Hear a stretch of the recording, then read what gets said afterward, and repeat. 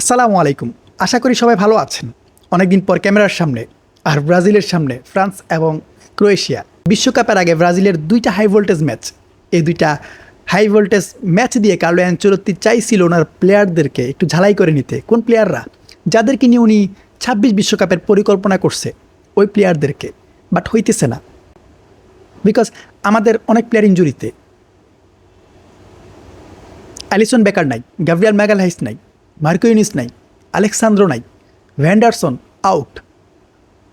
রদ্রিগোকে নিয়ে হোপ ছিল, Rodrigo ACL face করছে, রদ্রিগো নাই। এরপর কার্লো অ্যানচেলত্তি নেইমারকে ডাকে নাই, দেন রিচার্লিসন নাই। কিছু প্লেয়ার মিসিং, যারা হয়তো মূল স্কোয়াডে আসবে বিশ্বকাপের জন্য। বাট এই যে এই স্কোয়াড থেকে ম্যাক্সিমাম প্লেয়ার কিন্তু ২৬-এর পরিকল্পনায় আছে। এটা আপনারা পরে মিলিয়ে নিন। এখন আজকের ম্যাচ আমাদের ফ্রান্সের বিপক্ষে ম্যাচ শুরু করার আগে আপনারা জাস্ট এই পিকচারটা দেখেন। এটা দেখার পর ভাই আমার অবস্থা খারাপ হয়ে গেছে। আপনারা ফ্রান্সের স্কোয়াড দেখেন, কামাভিঙ্গা, সুয়ামেনি, দেন অলিসে, কিলিয়ান এমবাপ্পে, জুয়ে, ওসমান ডেম্বেলে, চেরকি। আপনারা জাস্ট ফ্রান্সের স্কোয়াডটা দেখেন। এই স্কোয়াড দেখার পর আমার একটা প্রশ্ন জাগতেছে। প্রশ্ন হইতেছে, এই যে ফ্রান্সের এই স্কোয়াড, ফ্রান্সের যে একাদশ হবে, ওই একাদশ আটকানোর মতো প্লেয়ার কি কার্লো অ্যানচেলত্তির কাছে আছে? আমি অ্যাটাকিং লাইন নিয়ে কথা বলতে চাইতেছি না। আমাদের অ্যাটাকিং লাইনে হিউজ প্লেয়ার আছে। আমি মিডকো একটু সাইডে রাখলাম, এগুলো নিয়ে আমি পরে কথা বলতেছি। আমি জাস্ট ব্রাজিলের ডিফেন্সিভ লাইন নিয়ে একটু কথা বলি। এই যে অলিসে, জুয়ে, ওসমান ডেম্বেলে, কিলিয়ান এমবাপ্পে, চেরকি, এদেরকে আটকানোর মতো ডিফেন্সিভ লাইন কি কার্লো অ্যানচেলত্তির কাছে আছে? অ্যাটাকিং লাইন নিয়ে আমি কোনো প্রশ্ন করতেছি না। আমাদের কাছে Martinelli, Raphinha, Estevao, Cunha, Joao Pedro, Vinicius Junior, Luis then Endrick, Thiago, সব আছে। সব মিলাই আমাদের যে অ্যাটাকিং ফোর, ওইটার একটা প্যাকেজ আমাদের কাছে আছে। এখানে যদি নেইমার জুনিয়র আসে, তখন আমাদের টিম আরও স্ট্রং হইতেছে, আমাদের অ্যাটাকিং লাইন আরও স্ট্রং হইতেছে। বাট আমাদের মেন টেনশন, মেন চিন্তা আমাদের ডিফেন্সিভ লাইন এবং মিড নিয়ে। আমি যদি মিড নিয়ে কথা বলি, তাহলে আপনারা দেখেন এখানে ক্যাজিমিরো ছাড়া এখানে আর কোনো প্লেয়ার নাই। Bruno injured. এখানে আসছে কে? ফ্যাবিনহো। এখানে আসছে কে? Andre Santos. এরপর এখানে আসছে দানিলো। Okay fine. ফ্যাবিনোর উপর আমি ভরসা করতেছি না। ওকে ফাইন, অভিজ্ঞতা আছে।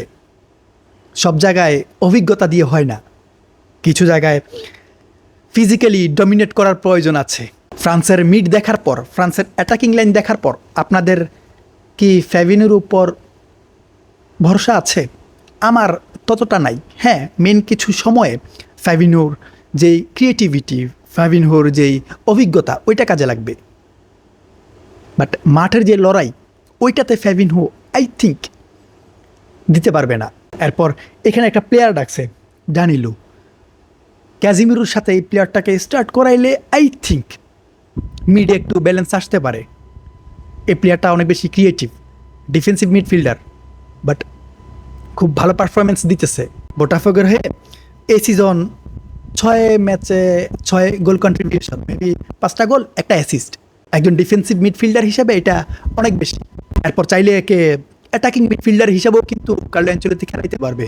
যদি আমাদের কাছে অ্যাটাকিং মিডফিল্ডার আছে, তবে আমাদের মেন টার্গেট থাকতে হবে মিড কন্ট্রোল করার, মিডে ডমিনেট করার।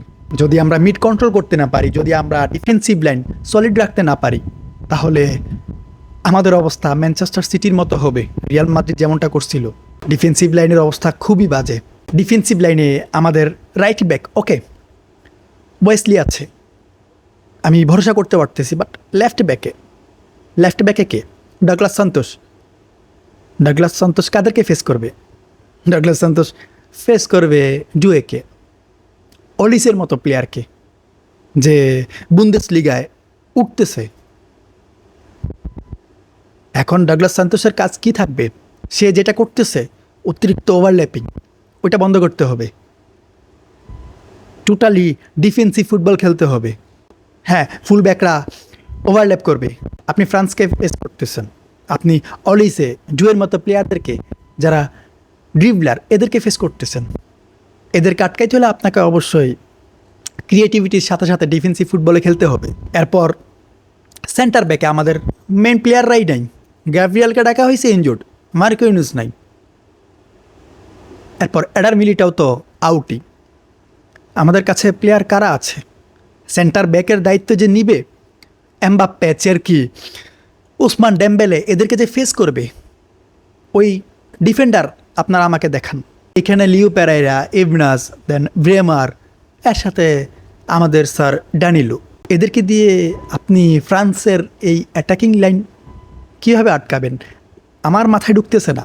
আপনি একবার চিন্তা করেন, আপনার সেন্টার ব্যাকে স্যার ড্যানিলো, ওই দিক থেকে ওসমান ডেম্বেলে, কিলিয়ান এমবাপ্পে এরা অ্যাটাক করতেছে।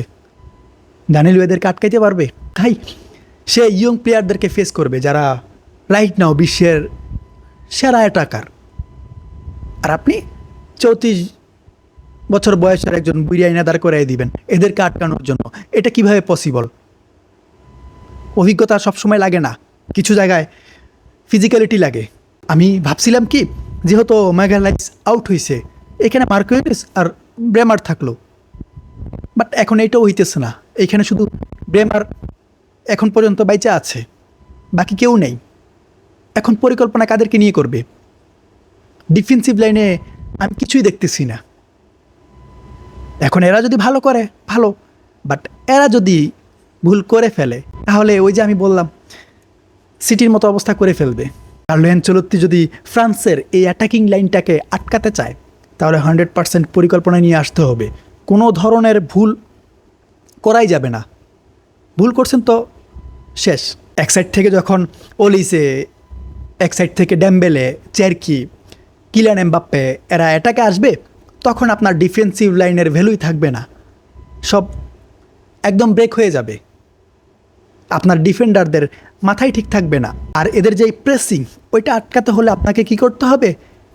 মিড সলিড রাখতে হবে। মিডে কে আছে? একমাত্র ক্যাজিমিরো, এর সাথে যদি ড্যানিলো আসে ওকে ফাইন। আন্দ্রে সান্তোস আছে, বাট আন্দ্রে সান্তোস নতুন প্লেয়ার, অভিজ্ঞতা কম। অভিজ্ঞতা বলতে শুধুমাত্র অভিজ্ঞ প্লেয়ার বলতে শুধুমাত্র এখানে ক্যাজিমিরো আর ফ্যাবিনহো, এই দুইজনকে একসাথে আপনি স্টার্ট করাইতে পারবেন না। এই দুজনকে যদি আপনি একসাথে স্টার্ট করান ওইটা আপনার ভুল হবে। আমাদের মিডফিল্ডের কাজ কি হতে হবে? ডিফেন্সিভ লাইনকে হেল্প করার সাথে সাথে অ্যাটাকিং লাইনকে হেল্প করতে হবে। আর না হয় বল সাপ্লাই কে দিবে? অ্যাটাকিং লাইন তো নিচে আইসা বল নিয়ে যেতে পারবে না, এদেরকে বল সাপ্লাই দিতে হবে। এখন কার্লো আনচেলত্তির যেই ফরমেশন ওইটা নিয়ে আমাদের কোনো ধারণা নাই। লাস্ট 2-3টা ম্যাচে মেবি আমরা যেটা দেখতে পাইছি উনি 4-2-2-এ গেছে, যেখানে 4 জন ডিফেন্ডার, 2 জন ডিফেন্সিভ মিডফিল্ডার আর 4 জন অ্যাটাকার নিয়ে উনি খেলছে। এখন এই যে ফরমেশন, এই ফরমেশনে আই থিঙ্ক যাবে না, যদিও 4 জন অ্যাটাকার নিয়ে খেলার সম্ভাবনা কিন্তু অনেক বেশি আছে। উনি হয়তো 4 জন অ্যাটাকার নিয়ে খেলবে। সো ফরমেশন যাই হোক, অ্যাটাকার কিন্তু 4 জনই থাকতেছে। ফরমেশন 4-2-3-1 হোক বা 4-4-2 হোক, 4-2-2 হোক, যত কিছুই হোক, উনি 4 জন অ্যাটাকার নিয়ে খেলবে যতটুকু আমরা বুঝতে পারতেছি। আমি ধরে নিলাম রাইট সাইডে রাফিনহা, কুনহা, লেফট সাইডে ভিনিসিয়াস জুনিয়র আর মার্টিনেলি, অথবা এখানে অন্য যে কোনো 4 জনই আসুক, এরা যদি একসাথে প্রেস করে ফ্রান্সের ডিফেন্সিভ লাইন ব্রেক করা একদম ইজি হবে। কারণ আমাদের অ্যাটাকিং লাইনের যে কোয়ালিটি, আমি এদের উপর ভরসা করতেছি। বাট এদেরকে একটা জিনিস মাথায় রাখতে হবে, একসাথে প্রেস করলে একসাথে আবার ট্র্যাক ব্যাক করতে হবে। আর না হয় আমাদের যে মিড, যে 2 জন নিয়ে খেলবে, ওই 2 জন কিছুই করতে পারবে না। এরপর ফ্রান্স কিন্তু একটা ব্যাপারে খুব বেশি কনফিউজ থাকবে। কনফিউজড বলতে গোল স্কোরার আনপ্রেডিক্টেবল থাকবে, যেহেতু 4 জন অ্যাটাকার নিয়ে খেলবে, 4 জনই গোল স্কোরার। সো ফ্রান্স এই দিকটা একটু উল্টায় যাবে। আপনি চিন্তা করেন, 4 জন প্লেয়ারের 2 জন যদি 2 সাইড থেকে অ্যাটাকে যায় এবং 2 জন যদি মিড থেকে ইন হয়ে প্রেস করে, 4 জন একসাথে প্রেস করে, তখন ফ্রান্সের মাথা খারাপ হয়ে যাবে। আর তখন আমাদের মিড নিয়েও কিন্তু প্রবলেম হবে না। ওই যে 4 জনের 2 জন যদি অ্যাটাকে যায়, 2 জন যদি একটু নিচে থাকে, তখনও আমাদের ডিফেন্সিভ লাইন কিন্তু স্ট্রং থাকতেছে। দুজন ডিফেন্সিভ মিডে থাকলো, দুইজন অ্যাটাকিং মিডে থাকলো, বা একজন ইন করলো, একজন অ্যাটাকিং মিডে থাকলো। এমন হলে আই থিঙ্ক ব্যালেন্স একটা গেম দিতে পারবে। এরপর বিভিন্ন সোর্সের হিসেবে আমরা যেটা জানতে পারছি, কার্লো অ্যানচেলত্তি হয়তো 4-2-3-1 যাইতে পারে। সো এমন যদি হয়, আমরা অ্যাটাকার কিন্তু 4 জনই পাইতেছি। এখন যারাই আসুক, তাদের বেস্ট যদি দিতে না পারে, তাহলে আমরা আটকায় যাব। আমরা যদি এখন ফ্রান্সকে বিট করতে পারি, ফ্রান্সকে হারাইতে পারি, তাহলে আমাদের মধ্যে একটা ভরসা জাগবে। হ্যাঁ, বিশ্বকাপে যাওয়ার মতো, বিশ্বকাপে পার্টিসিপেট করে ফাইট দেওয়ার মতো স্কোয়াড টিম আমাদের কাছে আছে, যেটা আমরা ভাবতেছি যে একদমই নাই। এখন কার্লো অ্যানচেলত্তি কোন সিস্টেমে যাবে ওইটা উনি জানে, আমরা কিন্তু জানি না উনি কোন সিস্টেমে যাইতেছে বা যাবে, কোন পরিকল্পনা যাইতেছে, ম্যাচে কি হয়, কি করবে, ওইটা উনি ভালোভাবে সেট করে রাখছে। এটা কার্লো অ্যানচেলত্তি, আমরা ভরসা করতে পারতেছি। এরপর প্লেয়ারদেরকে নিয়ে আমাদের যে অভিযোগ, এরা ডাকছে কেন, ওরা ডাকছে কেন, উনি চেহারা দেখে ডাকে নাই, উনি পারফরমেন্স দেখেই কিন্তু ডাকছে। বাট ক্লাবে যেমন পারফরমেন্স দিতেছে, ওইটা যদি ন্যাশনাল টিমে দিতে না পারে, তাহলে কোনো লাভই নাই ভাই। আমরা মিশন 2026 বিশ্বকাপে আছি। সো আমাদেরকে ওইভাবে খেলতে হবে।